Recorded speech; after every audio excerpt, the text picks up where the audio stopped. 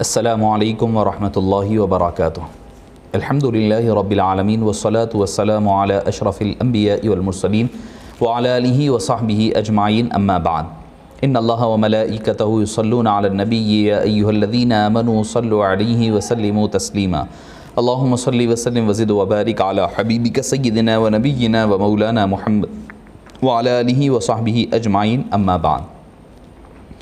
معزز سامعین کرام، شفیق بزرگوں اور عزیز ناظرین کرام، 8ویں پارے کا اختتام قوم شعیب پر ہوا تھا، یعنی قوم شعیب، حضرت شعیب علیہ السلام کو اللہ نے اصحاب مدین کی طرف بھیجا تھا، جن لوگوں نے حضرت شعیب علیہ السلام کی بات کو نہ مانا۔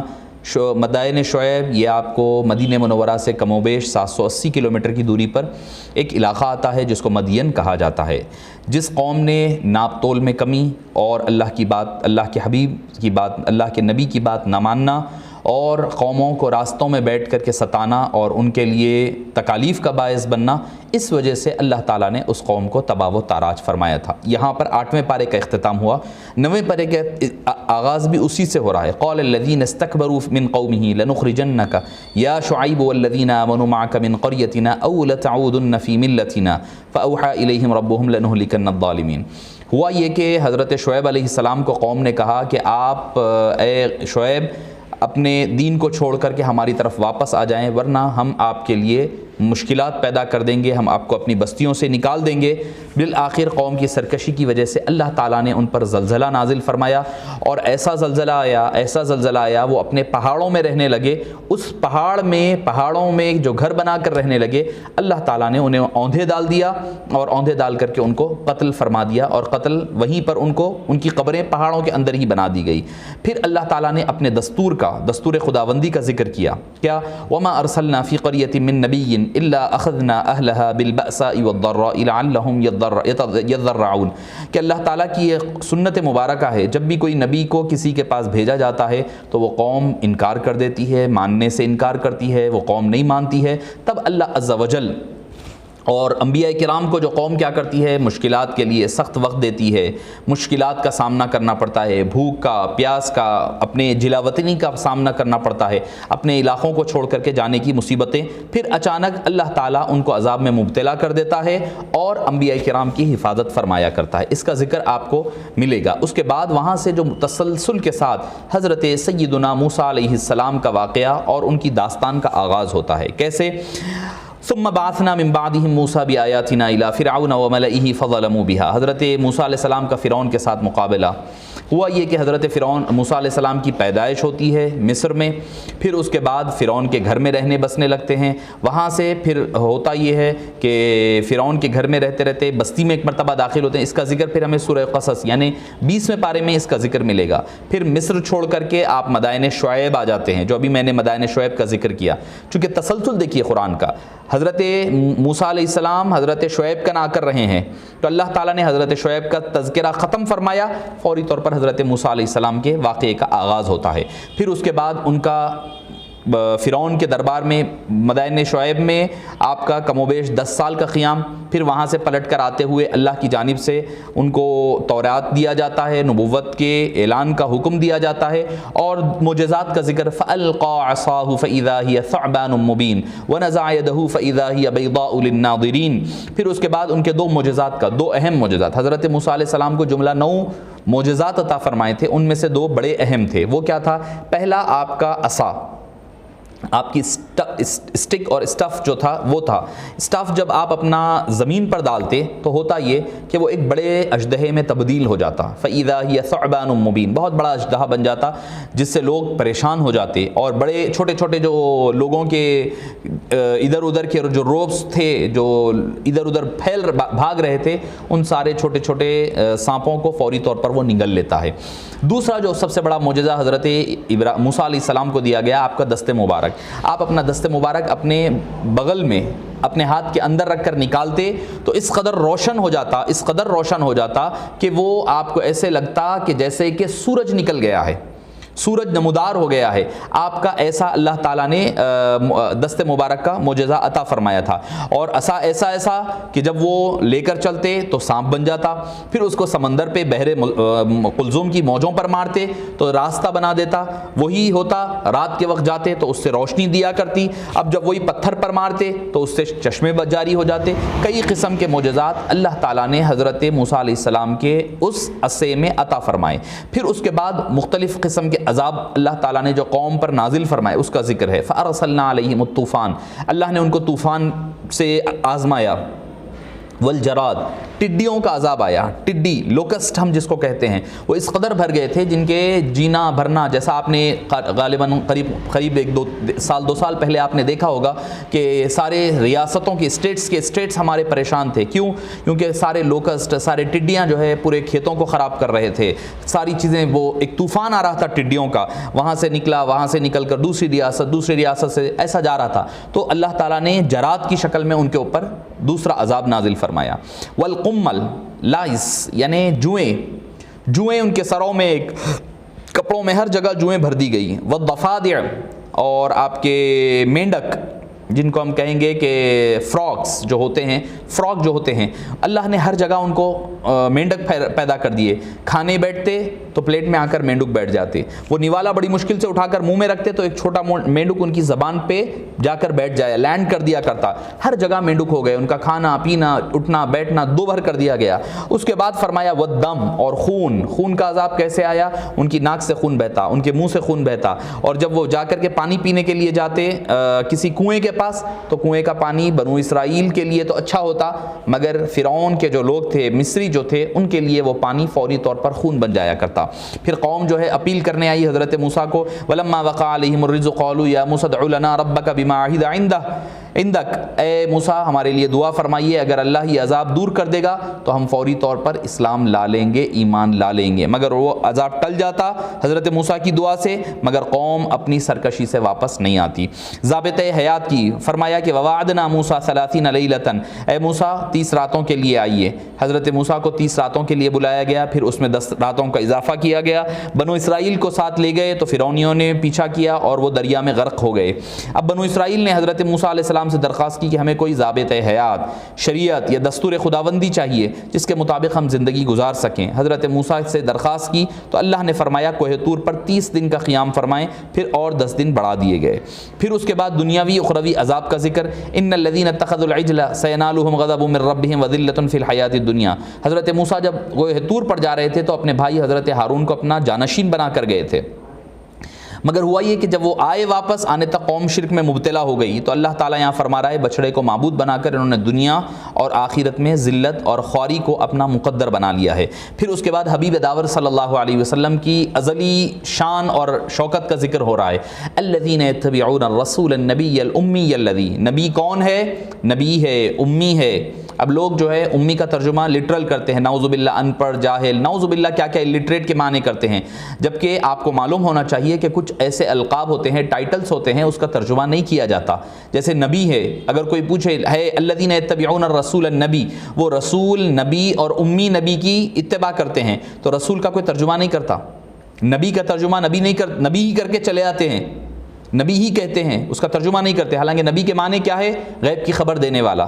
اگر کوئی ولو بالفرض اگر اپنے معنی اٹل ہے اس بات پر کہ امی کا ترجمہ کرے گا تو اس کے لیے چاہیے کہ نبی کا بھی ترجمہ کرے، النبی الامی، دونوں کا ترجمہ کرنا پڑے گا۔ ایسا نبی، ایسے نہ پڑھے ہوئے نبی جو غیب کی خبر دینے والا ہے، تو دونوں میں کانٹرڈکشن پیدا ہو جائے گا، دونوں میں تضاد پیدا ہو جائے گا۔ آپ ایک طرف بول رہے ہیں کہ غیب کی خبر دینے والے ہیں، پھر کہہ رہے ہیں کہ نعوذ باللہ علم نہیں ہے، نہیں پتہ ہے، نہ پڑھے لکھے ہیں، تو دونوں میں تضاد ہے۔ تو نہ نبی کا ترجمہ کیا جائے گا نہ امی کا ترجمہ کیا جائے گا۔ اور امی کہتے کس کو ہیں؟ امی ماں کو بھی کہتے ہیں، امی ماں کو بھی کہا جاتا ہے۔ اس سے مراد کیا ہے؟ امی سے وہاں پر مراد ماں کو کیا آپ ان پڑھ جاہل بولیں گے؟ ماں آپ کو کل سے روٹی ڈالنا چھوڑ دے گی۔ قرآن کریم کے بارے میں، سورہ فاتحہ کے بارے میں ام الکتاب، ساری کتابوں کی کیا آپ ان کو اس کتاب کو، اس سورے کو ان پڑھ جاہل بولیں گے؟ ام القرآن، قرآن مکہ مکرمہ کا نام ہے، اس کا ترجمہ کیا کریں گے آپ؟ تو کے معنی اصل اور روٹ کے بھی ہے. تو اس سے پتہ چلا امی جب حبیب کے لیے کہا جائے گا تو معنی یہ ہوں گے سارے مومنین اور مسلمانوں کے ایمان کی جڑ مصطفیٰ جان رحمت صلی اللہ علیہ وسلم، اساس، بنیاد، فاؤنڈیشن، کارنر اسٹون حبیب پاک صلی اللہ علیہ وسلم کی ذات مبارکہ ہے. اس بات کا یہاں پر ترجمہ کرنا پڑے گا. اور پھر فرمایا گیا کہ چوتھی صفت یہ بتائی گئی جن کا تذکرہ تورات و انجیل میں ہے. اور پھر فرمایا آگے کہ آپ حلال کو، اچھی چیزوں کو حلال کرتے ہیں، خراب چیزوں کو حرام کرتے ہیں، اس چیز کا بھی آپ کا تذکرہ ملے گا. پھر اس کے بعد فرمایا اے ایمان والو حبیب پر ایمان لاؤ، ان کی تعظیم و توقیر کرو اور نصرت کرو، مدد کرو، اور اس کے ساتھ ہی ساتھ قرآن کریم پر کی اتباع کرو. یہ ساری چیزوں کا ذکر ملے گا. اس کے بعد ختم نبوت کا ذکر اور آپ کی شان عظمت کا ذکر ہو رہا ہے کہ اللہ تعالیٰ نے آپ کو انی رسول اللہ الیکم جمیعا. پہلے کے انبیاء قوم کو مخاطب کرتے، طبقے کو، خاندان کو، قبیلے کو مخاطب کرتے، مگر ہمارے اور آپ کے آقا صلی اللہ علیہ وسلم قوم اور قبیلے کو نہیں بلکہ ساری انسانیت کو مخاطب فرما رہے ہیں. یہاں یہود کی بقیہ داستان کا ذکر ہوا، وقطعناہم اثنتی عشرۃ اسباطا امما. یہاں پر ذکر ہو رہا ہے کہ حضرت موسیٰ علیہ السلام کی قوم جو ہے 12 حصوں میں بٹی ہوئی تھی. ہم نے ان کی طرف وحی نازل کی اور موسیٰ علیہ السلام کی طرف کہ بھئی لے کر چلو. وہ سارا واقعہ وہی. پھر انہوں نے 12 چشمے پھاٹے، 12 راستے نکلے، 12 ہر چشمہ ہر قوم کے لیے. پھر اس کے بعد عہد الست، اللہ تعالیٰ نے حضرت آدم علیہ السلام کو جنت سے زمین پر اتارا تو وادی نعمان میں جو عرفات میں واقع ہے، اللہ تعالیٰ نے قیامت تک پیدا ہونے والی ساری انسانیت کی روحوں کو جمع فرمایا جو چھوٹی چھوٹی چیونٹیوں کی شکلوں میں تھے. پھر ان سے عہد و پیمان کیا کیا وہ اللہ کو اپنا رب مانتے ہیں. سب نے اقرار کیا وہ اللہ تعالیٰ کو اپنا رب مانتے ہیں. دنیا میں آنے کے بعد کچھ شخصیات ایسی رہیں جنہیں وہ عہد الست یاد رہا. پھر اس کے بعد وَاتْلُ عَلَيْهِمْ نَبَأَ الَّذِي آتَيْنَاهُ آيَاتِنَا فَانْسَلَخَ مِنْهَا فَأَتْبَعَهُ الشَّيْطَانُ فَكَانَ مِنَ الْغَاوِينَ. حضرت موسیٰ کو حکم ہوا کہ قوم جبارین سے جہاد کریں تو جباریین نے بلعام بن باورا سے درخواست کی کہ موسیٰ اور بنی اسرائیل کے لیے بدعا کریں کہ وہ واپس آ جائیں. اس نے یہ کہہ کر بدعا سے انکار کر دیا کہ حضرت موسیٰ اللہ کے نبی ہے اور ان کے ساتھ فرشتے ہیں، لہٰذا میں بدعا نہیں کروں گا. قوم نے بار بار اصرار کیا، بالآخر انہوں نے اسے بطور رشوت بھاری رقم دی. اب اس نے بدعا کی جو الفاظ یہ موسیٰ علیہ السلام اور ان کی قوم کے لیے کہنا چاہتا تھا، اس کی زبان سے وہ الفاظ بدعا خود اپنی قوم جبارین کے لیے نکل گئے. وَاتْلُ عَلَيْهِمْ نَبَأَ الَّذِي آتَيْنَاهُ آيَاتِنَا فَانْسَلَخَ مِنْهَا فَأَتْبَعَهُ الشَّيْطَانُ فَكَانَ مِنَ الْغَاوِينَ. تو اللہ تعالیٰ نے وہ بدعا جیسے ہی نکلے، دنیا و آخرت ان کی تباہ اور برباد کر دی اور زبان لٹک کر سینے پر آ گئی. اللہ تعالیٰ نے یہاں اس کو کتے کے ساتھ تشبیہ دی ہے. کتے کے اوپر وزن ہو تب بھی ہانکتا ہے، وزن نہ ہو وہ تب بھی ہانپتا ہے. یہ بھی ایسا شخص ہے جس کے پاس علم ہو تب بھی فائدہ نہیں ہوگا، اگر علم نہ ہو تب بھی اس کا فائدہ نہیں ہوگا. اللہ تعالیٰ ہمیں ایسے معاملات سے محفوظ فرمائے. پھر اس کے بعد علم غیب کی ذات اللہ کی ہے، اس کا ذکر ہوتا ہے. امام کے پیچھے مقتدی نماز قرأت نہیں کرنے کا وہ بھی ذکر ملتا ہے. کیا کہ وَإِذَا قُرِئَ الْقُرْآنُ فَاسْتَمِعُوا لَهُ وَأَنصِتُوا لَعَلَّكُمْ تُرْحَمُونَ. دیکھیے نماز 2 قسم کی ہے، ایک جہری ہوتی ہے، ایک سری ہوتی. جہری نماز زور سے پڑھنے کو کہتے ہیں، سری نماز خاموشی سے پڑھنے کو. نماز نمبر 1 جہری جیسے فجر، مغرب، عشاء. نمبر 2 سری نماز ظہر اور عصر. یہاں اللہ نے 2 حکم دیے. فاستمعوا له یعنی جہری نماز ہے تو غور سے سنو، غور کریں. آپ 2 حکم ہے. جہری نماز ہے، امام زور سے پڑھ رہے ہیں تو فاستمعوا له غور سے سنو. ظہر اثر کی بات ہے تو فرمایا وَأَنصِتُوا، اور جب امام سری نماز ظہر اثر پڑھے تو آپ خاموشی سے رہو، یعنی مقتدی کے لیے ہر حال میں امام کے پیچھے خاموش رہنے کا حکم ہے. اس کے بعد سورہ انفال. انفال جمع ہے نفل کی. نفل کہتے ہیں زائد چیز کو. اس سے مراد یہاں پر مال غنیمت ہے. مال غنیمت یعنی جنگ کے بعد جو مال مسلمانوں کے ہاں جمع ہوتا ہے اس کو مال غنیمت کہا جاتا ہے. اللہ فرما رہا ہے مال غنیمت دراصل اللہ اور اللہ کے حبیب کا ہے، وہ جسے چاہیں دے، جتنا دینا چاہیں دے، ان کی مرضی ہے، ان کا اختیار ہے. آپ کو مسلمان کو صحابہ کو کہا جا رہا ہے آپ کا اختیار، چونکہ بدر کے واقعے کے بعد اللہ تعالیٰ نے یہاں پر ذکر فرمایا. مومنین کے اوصاف ذکر ہوئے. انما المؤمنون الذين اذا ذكر الله وجلت قلوبهم واذا تليت عليهم آياته زادتهم ایمانا وعلى ربهم يتوکلون. پہلی صفت خوف خدا، اللہ کے وہ خوف رکھتے ہیں. دوسری صفت تلاوت کے ذریعے سے اپنے ایمان کو بڑھایا کرتے ہیں، یعنی تلاوت قرآن کرنا ایمان کو بڑھانے کی سبب بنتا ہے، یعنی ایمان کی ترقی ہوتی ہے. تیسری صفت اللہ کی ذات پر توکل کرتے ہیں. وَهُمْ عَلَىٰ رَبِّهِمْ يَتَوَكَّلُونَ. توکل کا معنی ہے اسباب اختیار کرنے کے بعد اللہ پر بھروسہ کرنا. اسباب ہی اختیار نہیں کر رہے ہیں آپ، ریزنز نہیں اختیار کر رہے ہیں، اڈاپٹ کر رہے ہیں اور صرف کہہ رہے ہیں اللہ ہی کرنے والا ہے، جو ہوگا اللہ کرے گا. نہیں، پہلے اسباب کو اختیار کرنا پڑے گا، پہلے آپ کو ریزنز کو تلاش کرنا پڑے گا۔ اگر آپ امتحان لکھ رہے ہیں تو پہلے پوری اچھی تیاری کرنا پڑے گا، اس کے بعد اللہ کے اوپر بھروسہ کرنا پڑے گا۔ آپ امتحان میں پڑھیں گے ہی نہیں پڑھ کر اللہ پاس کرانے والا ہے، تو یہ توکل کے خلاف ہے۔ توکل اور قناعت اس کو نہیں کہا جاتا۔ پھر اس کے بعد آگے فرمایا گیا غزوہ بدر کی تفصیلی داستان ملے گی، کما اخرجک ربک من بیتک بالحق وان فریقا من المؤمنین لکارہون۔ کئی آیتوں تک یہاں پر بدر جو 3 سن ہجری میں پہلی اسلام کی اور کفار کی پہلا معرکہ تھا، جو کفر اور ایمان پر تھا، جسے اللہ تعالیٰ نے عظیم کامیابی عطا فرمایا، جسے یوم الفرقان، یوم العظیم بھی کہا گیا، یوم الفرقان بھی کہا۔ میدان جنگ کے اصول بیان کیے گئے۔ کیا؟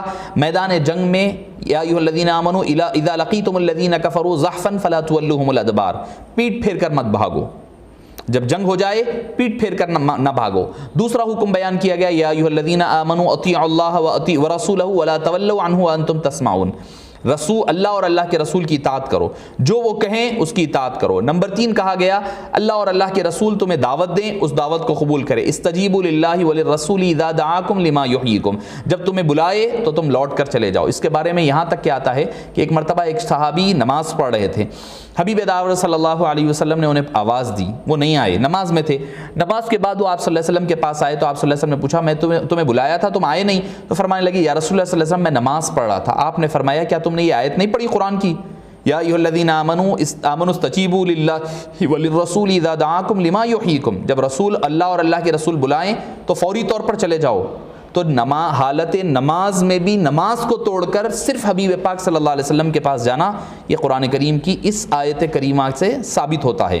اور پھر فرمایا چوتھا حکم، یا ایھا الذین آمنوا لا تخونوا اللہ والرسول، اللہ اور اللہ کے رسول سے بے وفائی مت کرو۔ پھر 5واں حکم فرمایا، یا ایھا الذین آمنوا ان تتقوا اللہ یجعل لکم فرقانا، اللہ کے سے تقوی اختیار کرو۔ پھر کفار کے لیے ترغیب و ترہیب دی گئی، قل للذین کفروا ان ینتہوا یغفر لهم ما قد سلف وان یعودوا فقد مضت سنت الاولین، یعنی گزشتہ آیات میں اہل ایمان کے لیے اصول کا بیان تھا، اب ان کے مقابلے میں 9ویں پارے کے آخر میں اللہ تعالیٰ کفار کو ترغیب دے رہا ہے کہ کفار اپنے کفر سے اب بھی باز آ جائیں تو اللہ تعالیٰ ان کے پچھلے گناہوں کو معاف فرما دے گا۔ اور ترتیب بھی ہے، اگر وہ باز نہ آئے تو اللہ تعالیٰ کوئی نیا قانون نہیں لائے گا، بلکہ جو قانون جاری ہو چکا ہے اسی کو امپلیمنٹ کر دے گا۔ وصلی اللہ تعالیٰ وسلم علی خیر خلقہ سیدنا محمد وعلی آلہ وصحبہ اجمعین والحمد للہ رب العالمین۔